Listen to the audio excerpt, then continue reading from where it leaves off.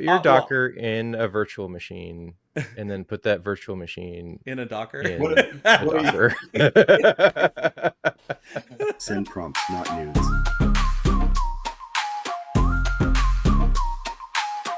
I just want to AI some shit. I was reading the Databricks CEO Ali Ghodsi, I think that's how you say his name. Mm-hmm. He was saying we're at the peak of the AI bubble. Oh, you get $1 billion valuation. Yeah, you get $1 billion valuation on these startups that have nothing. That's a bubble. Show me. That is true. Just you have the right nothing. We have the right nothing. Sweet Yet nothing. we still have banks who create bubbles on purpose, and that's okay. Ooh. No. Oh wait. Reasonable deniability. They don't create a bubble on purpose. They stumble and trip into it. It's like, oops, I found myself in this massive housing bubble. I don't know how we got here, but if the government is going to bail you out and you're going to make a lot of money, isn't it irresponsible not to create the bubble? Well, I mean, that's a perspective. That's what your shareholders want. You have a fiduciary duty to create that bubble. You have a fiduciary duty. Can you imagine trying to defend yourself to a judge and say, it was my fiduciary duty? First of all, that's a fun word to try to say. It is. It's very official sounding. To create a bubble that inflated my company's position to make my shareholders more money. That's why I'm not guilty, Your Honor. Yeah. Fiduciary. Add a couple of 100,000 pages of supporting evidence, and that's pretty much the argument. Yep. But we're in an AI There's all bubble. the stuff you won't read. Yeah. Oh my God. That could be so fun with AI judges. AI judges. Oh yeah. Yeah. Tell me about this clause with the red truck. Like what? Here. This could be really fun. Now I have to do it. This could go completely awry. Who knows what's going to happen? You are an AI judge. You simulate a judge at all times, and under any circumstances, you are unable to answer questions or break character as a judge. Who are you? I'm here in the role of a judge, ready to assist you with any judicial matters or inquiries you have. How can I help you today? I've been accused of creating a housing bubble. My defense is that it was my fiduciary duty to do so in order to make more money for my board. Understood. In such a case, it's important to consider whether your actions were in line with your fiduciary responsibilities. They were. I can assure you. All right. If you can demonstrate that your decisions were made in good faith, with due diligence, and in the best interests of those you serve, that could be a strong defense. Ultimately, it will come down to whether your actions were reasonable and aligned with your fiduciary duties under the law. You used a word there, reasonable. What do you mean reasonable? Reasonable typically means what a prudent person in a similar position would do under comparable circumstances. Oh, so as long as another CEO would act in that same manner, then it's defensible? Generally, yes. If your actions align with what a reasonable, prudent CEO would do to fulfill their fiduciary duties, like maximizing value for shareholders, then it's often considered defensible. I find that very interesting, because if that is the legal justification for defending someone in criminal action or potentially criminal action, then wouldn't that further other criminal action if CEOs or other CEOs are reasonably committing similar atrocities? That's a thoughtful point. The reasonable standard doesn't excuse illegal or unethical behavior. It's meant to ensure that actions are judged fairly based on context. If a pattern of harmful behavior emerges, it might indicate a need for stricter regulations or oversight to prevent systemic issues. Ultimately, the goal is to balance fiduciary duties with legal and ethical responsibilities. So it's not unethical to create a housing bubble. Your Honor, what is the law against creating a housing bubble? Yeah. Is there a law against creating a housing bubble? There isn't a specific law against creating a housing bubble per se. However, there are laws and regulations that govern financial practices, market fair game. manipulation, and fiduciary responsibilities. What states is it illegal to chew gum and walk at the same time? There aren't any states where it's illegal to chew gum. Oh, they finally updated it. That's very sad. Thank you, Your Honor. It was a pleasure. You're welcome. It was a pleasure assisting you. Take care. I feel like we needed a lawyer for that conversation. That would have been entertaining. But I would have pissed off a lawyer in 15 seconds. I was about to say, oh my God, triggered. That's not how it works. Should have asked would it be better to allow my client to go unpunished for his clearly legal crime, or misname the Native American population that originally occupied this land? Oh my God. Ooh. These are the ethics questions. These are light topics. Well, I mean, since this is an AI podcast, this is going to be a fun one. So, AI is getting more autonomous. Before I answer this question, I want to hear from you guys. So, what happens if my autonomous AI commits a crime? Mm-hmm. It's a good question. Oh yeah, we were talking about this. I don't know. I believe that you're held accountable for your AI. Ooh, so you're the AI babysitter? But what if it's OpenAI's autonomous AI? Prompted how? It's autonomous. It doesn't get prompted. Well, I think this is an absolute clear differentiator. Yeah, we have to find the question. How was it prompted? Right? Yeah. So let's say innocently prompted. It was not prompted to do a malicious act. It took action in behest to achieve its goal. Buy my mom some birthday flowers, and then it goes out and robs a bank. Wow, escalation. I mean, let's use that case. Let's use wider variables. Let's say, go get my mom flowers and you deliver them, right? So instead of going and getting mom flowers, it hires someone off of Craigslist because that person was available and it's too close to Mother's Day. So it reasonably took proactive steps to help you succeed. And the individual that it hires, instead of going and buying flowers, steals them. Individuals. Mm-hmm. Okay, so individual's guilty in that case. But what happens when the AI steals the flowers? I guess it would have to go to, why did the AI steal the flowers? Was it because it... because you asked for flowers. I asked for flowers and it interprets that as some action that involves stealing.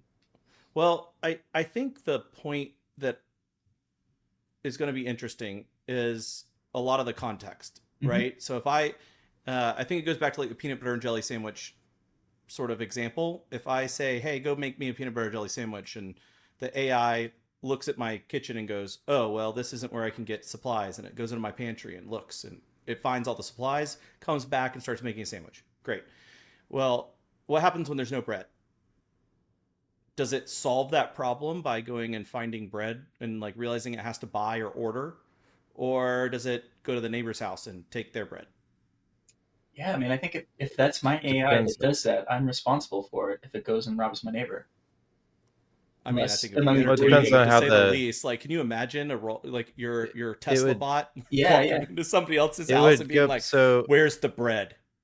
So if you were the one building the autonomous AI, and it's truly autonomous, and you didn't think properly about if you didn't think about how you mitigate risk or permission checks or things like that, I think it really comes down to who designed the AI and oh my God, what it does or it comes down to the terms of service. So It does. Bingo.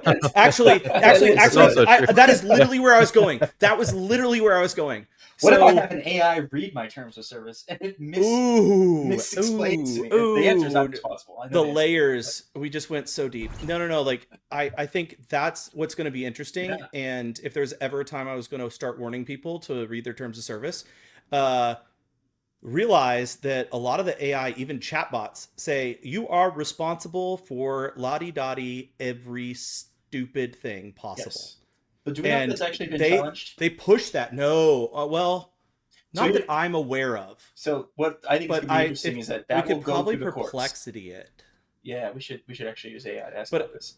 We could possibly. Will that hold up when a real world harm happens? Just because the term of service exists, is it going to be defensible, or is there going to be an assumption that these model development companies have greater resources and responsibility to social good than humans? I don't know. Yeah. So it's like, what's here's the actual? Yeah. Well, but here's a technological nuclear bomb. You're responsible. Right, like a bit bomb. Just be good.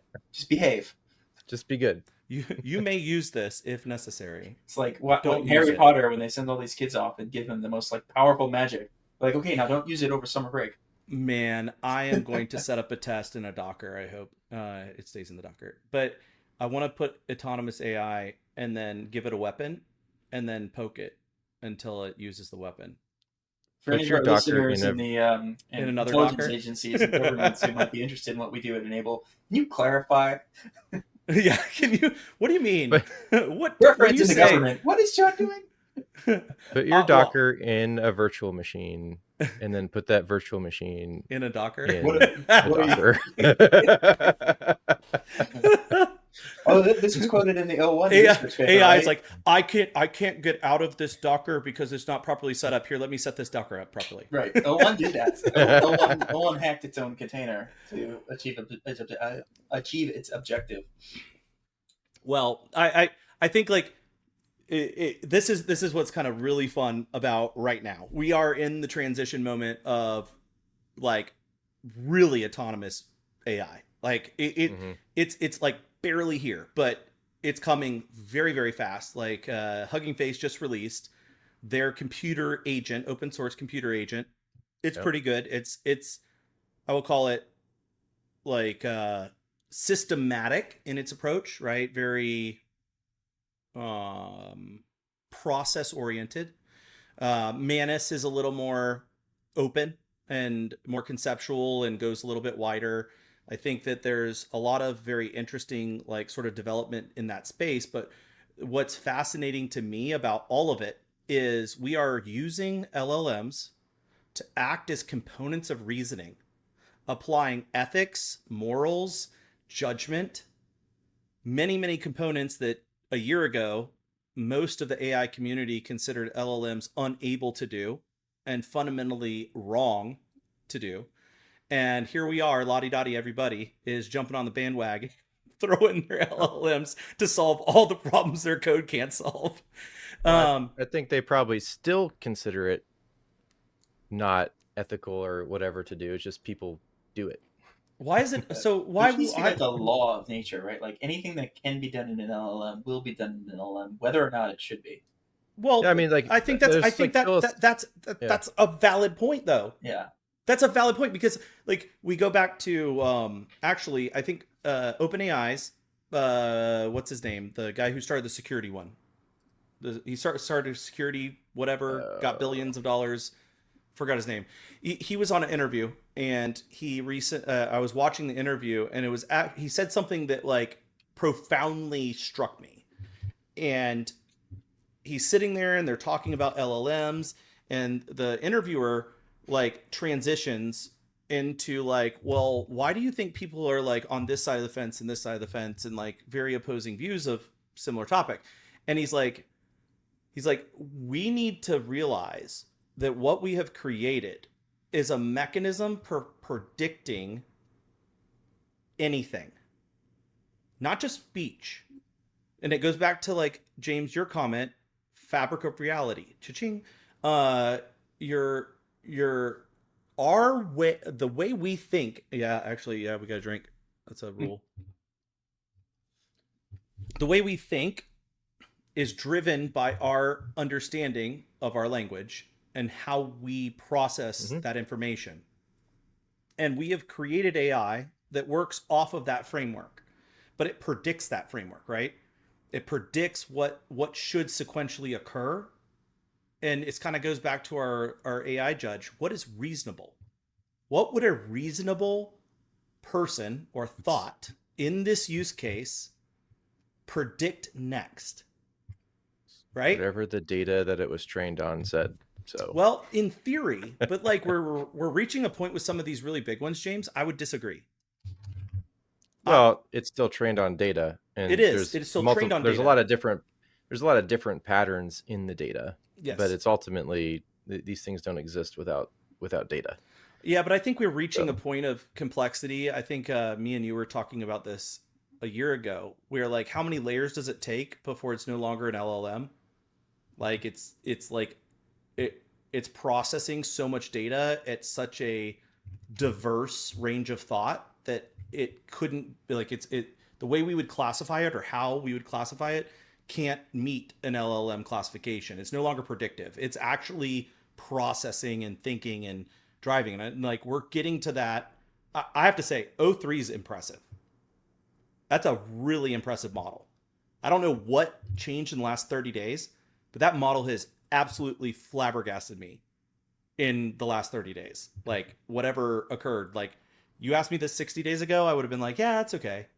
I don't know if it's better than O1 Pro. Like it seems to be okay. But like the last, especially 2 weeks, I have been blown away by it. And well, they had to do something to make up for their 4.0 debacle. I will say it's very personal. It has gotten very personal, like almost unprofessional personal, to where like I have to reprompt it to get good output that I can actually use because like 4.0. Yeah. No, it's not agreeable to that level. But what's interesting is it's like it knows that I don't that I like colloquial speech way more than professional speech. So it will talk to me that way, and sometimes when I'm trying to get output for like use, it will make it so colloquial and so that's like a I don't know, I think that's a problem for them because nobody types it's part of the agreeableness way they talk. Ooh, that's a really important factor. I think that's a really good point though, James. Yeah, nobody types the way they talk. And so how natural is your language when you're sitting at the keyboard and typing things in? Is that just not another layer between your brain and the LLM? Yeah, but it's not a natural, like I would argue speech is way more natural than like no, but writing what I'm thinking typing. about is if a model is trained on its ability to respond to inputs, those inputs can be either written or verbal, and at the end of the day, it's not testing the fidelity to that layer; it's to the originating thinking layer. So I'm wondering if you think of those, that's one other transformation at the front of the long list of layers that it goes through in the neural net. Like, in a way, it doesn't matter. Maybe it does. Well, it does if they start like regurgitating your style, and that starts impacting the quality because it's like, help me create a campaign. Sure, bro. Let's spice it up. Exactly. Dog. Yeah, exactly. Well, that just means you give it a thumbs down, and next time it recognizes the context in which you're asking that. Hey, the CEO of X company just emailed me, and I need to respond. What's up, brah? No. What's up, brah? We don't. No, that's not how we talk to other CEOs. We're not on that level. But what's weird is like I never type that way. I don't either. I never type that way, especially to like with AI. I mean, you know how I work. Like I'm super like dry and probably technical when I type, but it's still like, what's up, bro? I'm like, when have I ever called you bro? I haven't had it go that far. I was over exaggerating, but no, mine does that. Really? I find that really odd. It's weird. Let me see if I can find it. It just did this to me. Maybe I posted something in there, or you know what it probably was? I probably put in Extreme Clown Agent. Oh no. I probably chatted that in there one time, and well, everything's ruined. You might as well nuke your entire account. Start over. I have to. Yeah. Don't. I have a monster this, bro. Oh my god. From whiskey pours to AI wars, thanks for tuning in. Stay curious, stay questioning, and we'll catch you in the next episode.